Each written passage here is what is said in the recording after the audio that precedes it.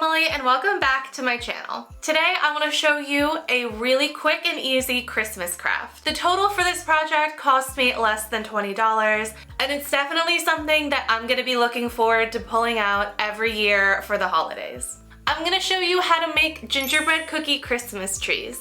Let's get right into it. What you'll need for this project are a paintbrush, the wooden blanks, some puffy paint, and some matte acrylic paint. I prefer folk art. This is in the shade Roasted Pipe. I'm going to protect my table by cutting out a slice of paper and putting that down before I start.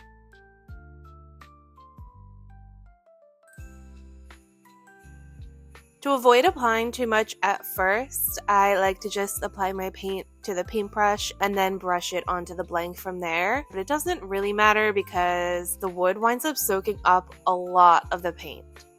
I always wind up using more than I think that I need because the first layer, it just soaks it right up.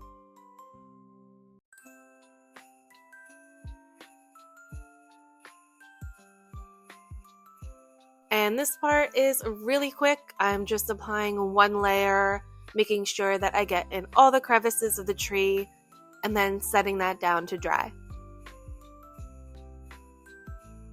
And the paint dries pretty quickly. It only took like a few minutes for it to become mostly dry. And then I applied another coat of paint because it was a little bit see-through still. You could see the grain of the wood, and I wanted to cover that up. Then once my tree is dry completely, it's time to apply the puffy paint, and this is the key to making it look like icing on a cookie. The puffy paint gives it texture and it'll dry pretty much exactly how it looks when it comes out. So it does look a little bit wet, and then when it dries, it pretty much looks exactly like that.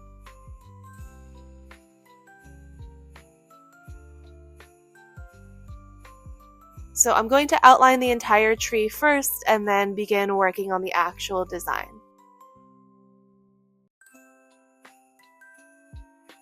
I found that the key to working with this paint is to squeeze as little as you possibly can. Like almost don't squeeze at all, because if you squeeze too hard, it's so easy for more paint to just come out and then you can't really do anything about it. If you squeeze too much paint out, the paint will bleed and it'll become like this goopy mess. I have learned from first-hand experience, less is more when you're working with this paint.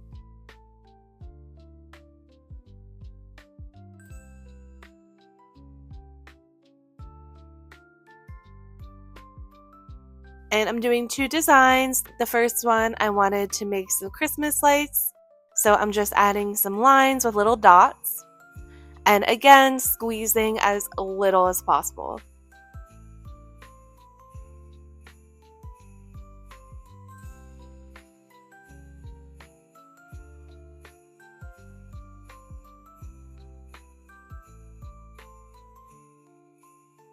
Once I'm happy with this tree, I'm going to set it off to the side to let that dry and work on my next tree.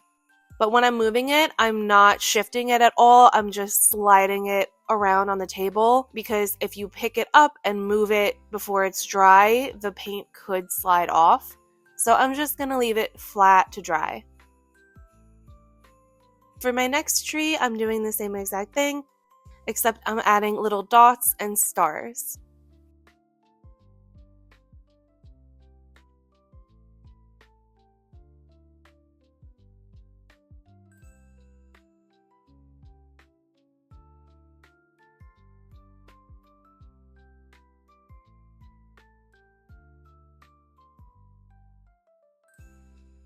And again, I'm adding as little pressure as possible. You can go back in and add a little bit more paint to make it thicker if you want.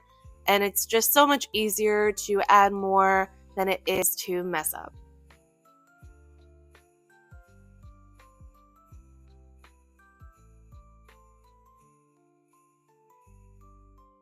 And I let these trees dry for about 6 hours. I think the recommended dry time is 4. But I found that that wasn't enough. It was still a little bit wet when I went to touch it. So I gave it a little extra time, and once it's all dry, you could see that it does still look a little bit wet, but the paint is a little tacky and puffy, but it is completely dry. And now they look just like cookies, and I like these because you could stand them up or lay them down.